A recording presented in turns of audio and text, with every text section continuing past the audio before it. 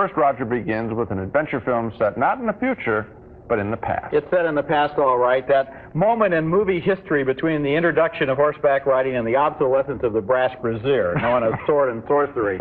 Our first movie is named Red Sonja, and this one gets the prize against some very tough competition as the single silliest sword and sorcery movie since The Black Shield of Falworth.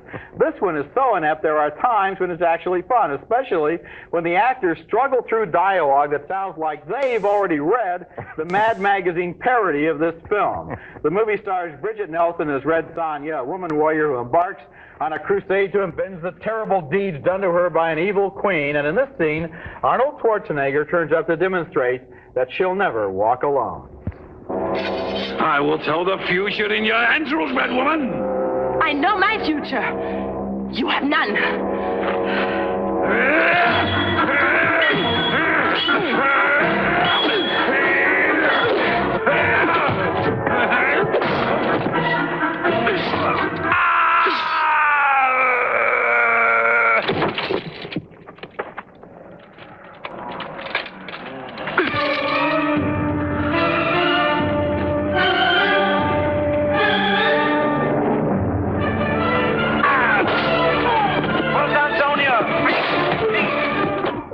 Look out, Watch Sonja. out, Sonja. I just love that. Later on, they fall in love, which is a little complicated since she has taken a vow never to love a man who cannot defeat her in battle. And, as Arnold argues, not unreasonably, if he defeats her in battle, there's not going to be much left for him to love.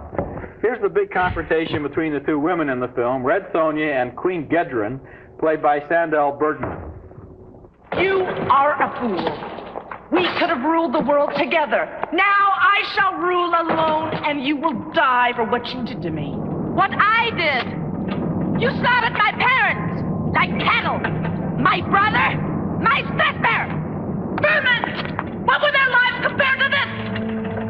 You're mad. The talisman will destroy you.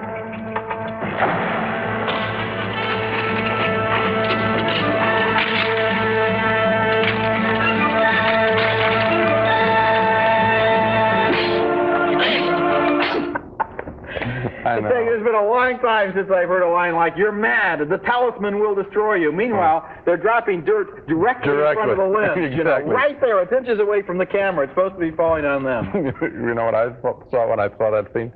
I was thinking, you know what? If they had only had plastic surgery back then in the Middle Ages, the movie would have been over. But how about her sister, my brother, my family?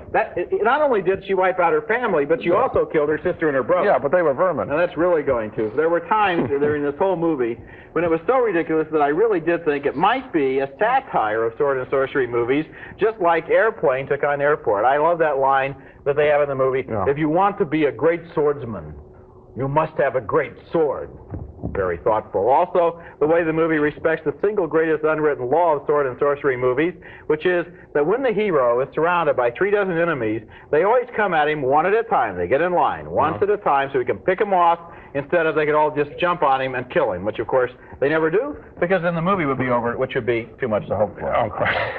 And my favorite moment, I guess, but see, I didn't for a minute believe this was unintentionally funny. I thought this was just bad movie making, to be clear about that. Well, it's a thin line. No, I say that when you take a figure, a religious figure like a Buddha, and you place him, and this was, I mean, I don't mean any disrespect, but I wonder how you're going to be able to describe this. Well, let's put it this way. The Buddha in this film that they have near the camp looks like... How does he look, James? The Buddha looks like... Now we know why he looks so contented, right? Oh, I guess you got to see the movie. I don't want to say that because I don't see the movie. The Buddha looks like he's going to the bathroom. Thank you very much. Coming up next is the most voted thumbs down for Red Sonja, sword and sorcery epic that was laughably bad.